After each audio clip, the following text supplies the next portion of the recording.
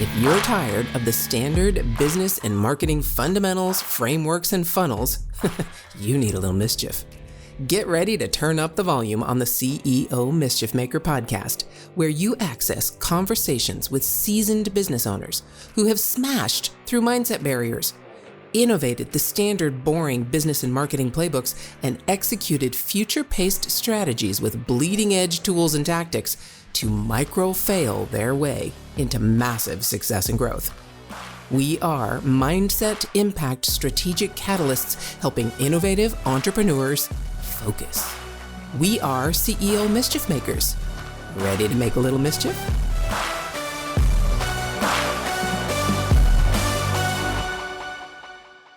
Welcome to the conversation, CEO Mischief Makers. MKJ here, and I cannot wait to introduce you to my very good friend that I only met probably a couple of weeks ago, but since then we've had several conversations and just so many similarities, so many places we are on common ground.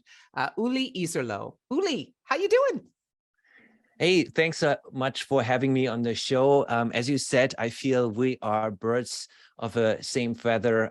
There's so many similarities, how we think, how we consider the importance of what we do in life and how communication and marketing flows through everything. So I know, during the last mastermind event, we had lots of great convos. And so I can't wait to dig a lot deeper into the science of persuasion and everything that's attached to it. Oh my goodness. All right. So yes, I agree. So before we get started on that, tell us a little bit about what you do, who you are and what you do. Yeah, I am the founder of a small boutique marketing agency serving primarily functional medicine and integrative medicine doctors. So they're usually cash-based doctors. And what they're really struggling with is convincing or persuading the audience to seek a new kind of healthcare that, frankly, most Americans, most people around the world are not familiar with. And so it is an amazing technology. It's an amazing way to practice medicine, probably the way medicine was practiced thousands of years ago. And now we're trying to reintroduce this kind of medicine to audiences in the US and Canada, around the world. And so I'm doing my part to create more awareness, to help these doctors get their message out into the community so that more people can get the care that they so desperately need. Yes, and I was, as we were talking about on another conversation, I was introduced to functional medicine through my son and the value to his life and to the issues he was having at the time. What the value was just exponential. I could not place a value on it that it took him through. So I'm really excited to dive in. Obviously, we're going to talk about marketing. We're going to talk about all these other things, but let's start as people can know by a little bit of an accent and your name. Tell me about the mindset that you had to have to start on this path or get to where you are right now. What is one of the first mindset shifts that you had to have in your life to start you on the road to where you are now? Yeah, excellent question. And I would say there's actually two pieces that are interconnected. Obviously, the first one coming from Germany to the United States for my PhD for graduate school. What it taught me is that when you come to a new country, nobody knows what happened before. So you can adapt and you can reshape how people perceive who you are as a person. And, with each transition throughout life, you have that opportunity to reinvent yourself. So whether it's, going from high school off to college, to university, again, the people at university, in college, they don't know who you were in high school. So there's an opportunity to reinvent yourself, right?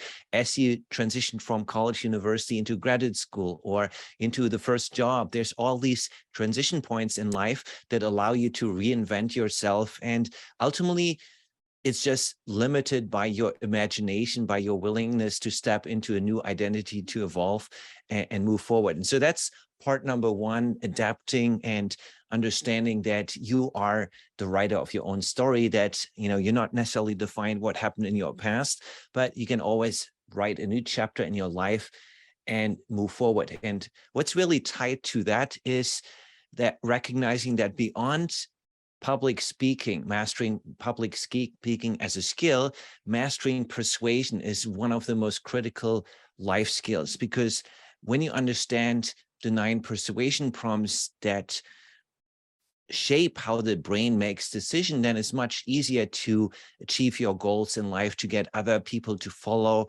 your lead, follow your charitable causes, your missions, etc. And so that's what's really influenced much of my viewpoint as a marketer of, how I help these doctors stand out in the world. Yeah, so I've got to go back to a couple of those things and also give a kind of a precursor, kind of a teaser that those 9 points that Uli just mentioned, we're probably going to get into the details of those on Friday. So, because we're going to get down into the details of strategy and tactics of how to do these things, specifically ground level, do this and this and this on Friday. So I assume that's where we're headed, but we'll see. That's just a teaser. So go back to what you said. So when you said coming to the United States from Germany and being able to reinvent yourself, what did that look like for you? What new person did you become that basically started you on the road to where you are now? Yeah, being in Germany, I always wanted to, study abroad, and having a certain affinity for America. I tried to, in high school, to come over for an exchange here. That didn't work out for several reasons. But then when the chance was, I was in college, and, decided to go to graduate school in America. And I still remember this was pre-internet. This was just command line email. That a professor in the US said, hey, come to Pittsburgh and I'll pay you for your PhD. I'm like, okay, sign me up. And that's how I made the decision to come over. And there was actually at that time, no conscious thinking, oh, this is another opportunity to reinvent yourself. It just magically happened, I guess, because you move from a German-speaking country to an English-speaking country, and suddenly you're speaking a different language, and maybe your brain thinks in different ways. But I distinctly remembered in Germany, when it comes to, let's say, dating, I would hem and haw, and it would take weeks for me to decide that, yes, go for it, ask the girl out. And come to America, I just, met somebody. I met my wife, 4 days into being in America, and I said, hey, 2 minutes into the conversation, I said, do you have a boyfriend? She said, no. I was like, okay, let's go out. And then in hindsight, I'm like, wait, what happened? How did I change this paradigm that I suddenly ask people out and it works and they're saying yes, and you realize, holy cow, what would have happened if I had mastered that skill or that courage a lot earlier in life to just go for things and explore it? And who knows how the story is going to end? You just have to take the next step. I agree 100%. So many people, I had a conversation yesterday where this gentleman I was talking to him, I was consulting with him and talking about his conversations and his marketing.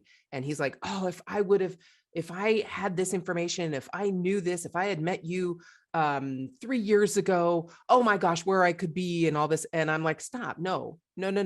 You are where you are, and where you are is where you're supposed to be, because you wouldn't have that experience over those last 3 years to maximize what we're talking about right now. So really, even though, yes, you can go back and say, oh, if I would have known how to do this, where would I be? But you were in high school. I mean, really, Yeah. you're not going to get married then. So it's not going to do you much good. But without that understanding of yourself and knowing you were uncomfortable or had to talk yourself into, without knowing that, you wouldn't be able to take advantage of the fact that you were in a new place with a new language and a new way of thinking to be able to maximize the ability to communicate with people. Oh my Yeah. goodness. And ultimately, this is where persuasion comes into play. Some people think that this is a dirty word, but for me, persuasion is really defined as the ability to get others to do what's in their own best interest. So obviously, we're going to use this ethically, but I also think it pertains to yourself, the ability to persuade yourself to do certain things that are ultimately successful or beneficial in your life. And they may be uncomfortable in the moment because they're new, you haven't developed those skills. but ultimately they set you off on the right journey. So when we procrastinate, it's your brain subconsciously telling you, well, this is uncomfortable. I don't know how to go about it. I don't want to investigate this. I don't want to devote energy to figuring it out. And so we procrastinate until the very last minute. So I personally think if we master persuasion and understand the foundational principles for that, we can actually influence ourselves, our own self-talk, and have more positive talk that's more empowering, that lets us see the world as maybe from a growth mindset versus a closed mindset. There's so many things that happen when you embrace persuasion, and persuasion is everywhere around us. If you have kids, how you negotiate with your kids, that's persuasion. If you communicate with your spouse, there's persuasion happening. Your wife is trying to get you to take the trash out. You're trying to get your wife to let you watch, certain shows or whatever it is, let you go out with your buddies. There's so many things that happen where we're negotiating, how you negotiate with your boss or with your colleagues. That, persuasion is really everywhere. And when we're really redefining it as using language to get the brain to say yes, to get to an effortless yes. And there's, as an engineering mindset that I have, as I mentioned, I have a PhD in organic chemistry. I work for 10 years in pharmaceutical research, specifically Alzheimer's research. So I really became fascinated with the neurobiology of decision-making. And I guess it's the engineer in me that tries to figure out, well, if I knew how the machine works, I could change the inputs and I get different outputs. So again, if you understand what does the brain need to hear, whether it's from your self-talk or, from others, then understanding that allows you to then craft and change the input and get more buy-in for whatever you want to get a yes for. So when have you had to use persuasion? What was one of the biggest realizations where you used persuasion on yourself, which is really a mindset shift, same concept. When you Yep. used persuasion on yourself to take a big step that maybe in the past you would have procrastinated or been uncomfortable with and not taken. When have you done that and how did you do it? I think I wouldn't even say it's any single instance. It's the collective being a person that's always curious, that wants to explore new things, and it's really shifting the brain chemicals in your brain. If your brain is not fueled to have cognitive reserves, then you're always tired, and then you're gonna get stuck in that morass of thousands of decisions, all not very important decisions. Your brain gets tired and you don't make the one decision that could change your life. So really it's about prioritizing what's important in your life, have clarity on what's your purpose, where do I want to go, and then things will kind of fall in line, that you're saying, if this is important to me, how do I prioritize it? How do I actually think about it? How does it show up in my calendar? But then also, what's the language around it? Is it affirmative language? Is it positive language? Is it empowering language that, over and over, you keep telling your brain, I can do this. I want to do this. It's exciting, because these words really change your physiology. Suddenly we shift from cortisol release, which is one of the brain chemicals that is associated with excess stress, and that sets off a whole cascade of other reactions in your body, towards dopamines, to endorphins, the runner's high, getting into the flow state. I had a recent conversation with the neuroscientist, and we really talked about, how do people get into flow, into the zone? How Navy SEALs have peak performance, how entrepreneurs and visionary leaders, how do they step into that zone? And ultimately comes down to modulating your brain chemistry so that it's easy for your brain to be excited, to be focused, and really minimizing all the chatter, the unimportant stuff in your life. That's perfect. So let's just kind of unpack that a little bit, just in case there are people who were like me, probably about 5 to 10 years ago.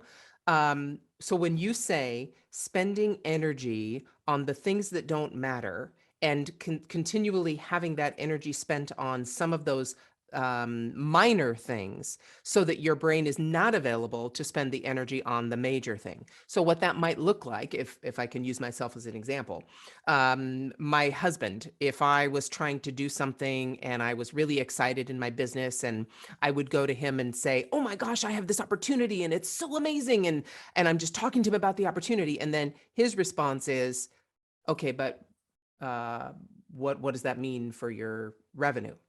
How's that going to impact your revenue? When are you going to get paid?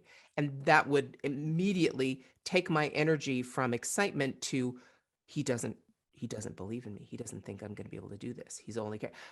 My brain is going to spend energy on things that really don't matter, analyzing why he's saying something like that, emotionally responding to something like that, is taking the energy away from my ability to focus on that particular opportunity and be able to maximize it and say yes. Because my brain, my emotions are saying no, no, no, and being negative about a particular situation. I don't really have not just the brain power and energy, but my brain is not chemically wired to say yes and be Hmm. positive about something because I'm focusing so much on the negative. Is that what you're Yeah, talking about? Is that an yeah, example? that's exactly it. Ultimately, the brain experiences over 40,000 decisions a day. And so the brain can't possibly address every single one of them in a conscious manner. And so the brain has developed essentially two principles. Number one, optimize for survival. So that's from evolution hardwired, AKA keep me safe. So Yeah. the brain is always biased towards the familiar.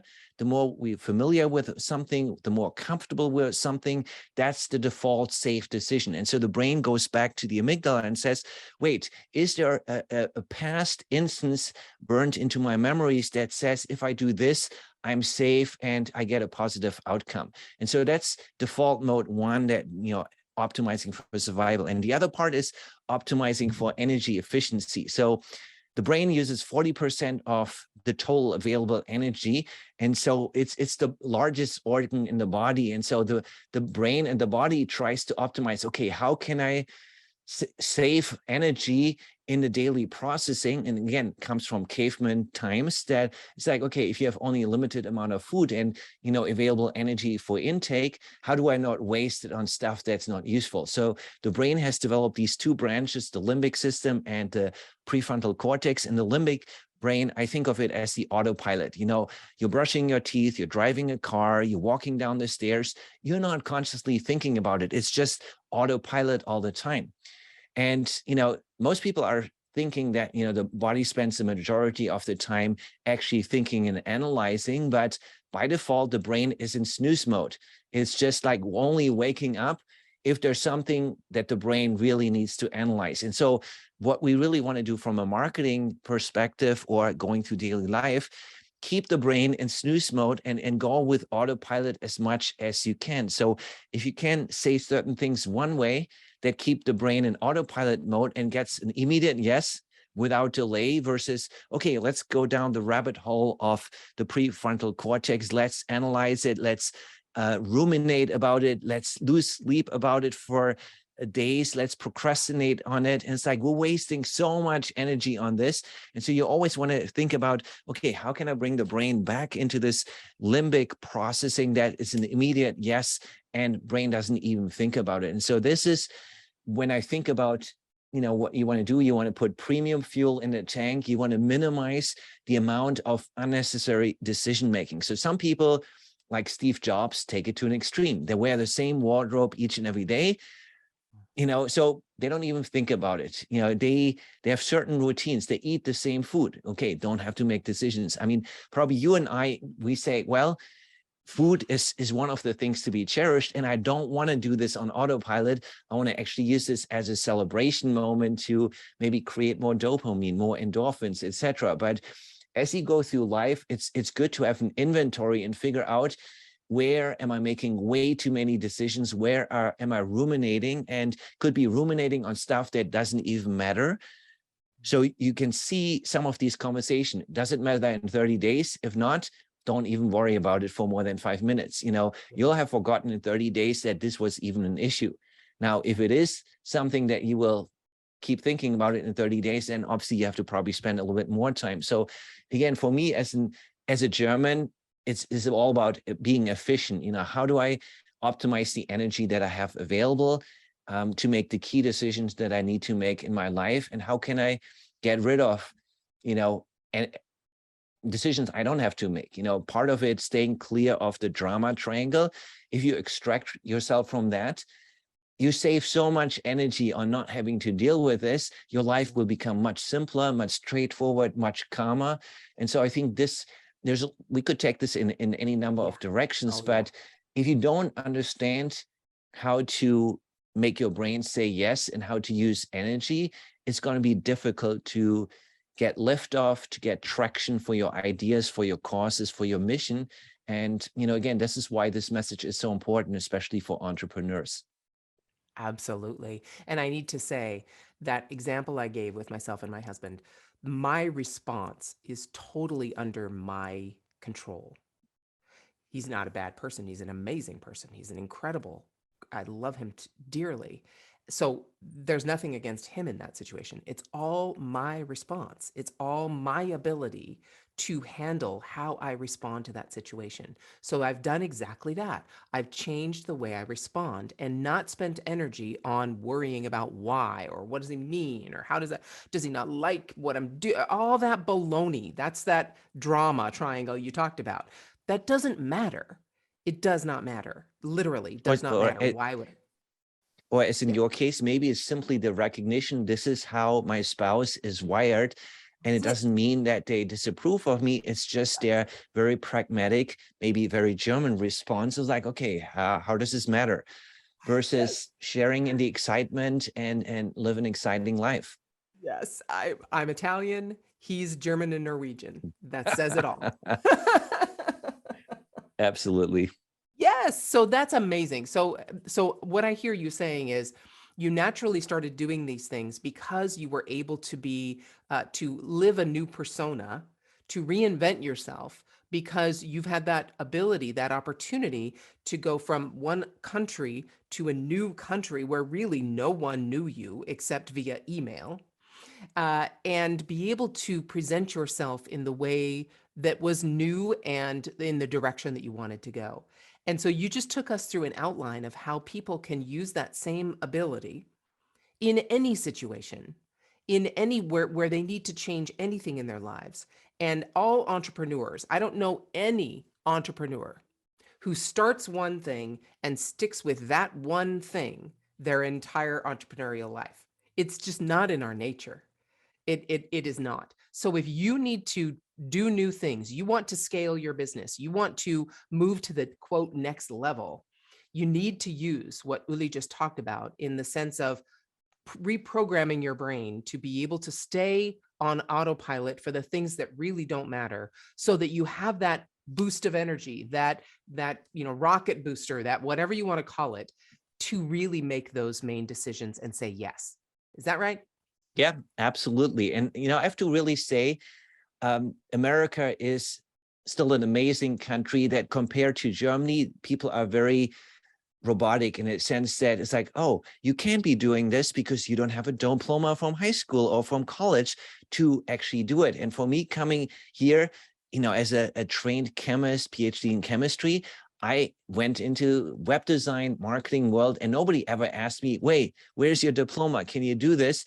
And so I think I have a very big appreciation for the entrepreneurial opportunities available in America, where if your idea is good, there's people that will say yes to you, that, if you solve problems, you can make an impact. Versus in other countries, there's a very hierarchical system where, somebody has to, move out of a job before you can get the job. Versus in the US, it's so much more fluid, and that makes it so much more fun. Okay, hold on. If your mindset was shifted, you were inspired to innovate, and you were spurred into action, don't just move on with your day. Focus, my friend, and take a few minutes to visit CEOmischiefmaker.com to learn more about the value that was shared with you today. Please act now and create some CEO mischief of your own.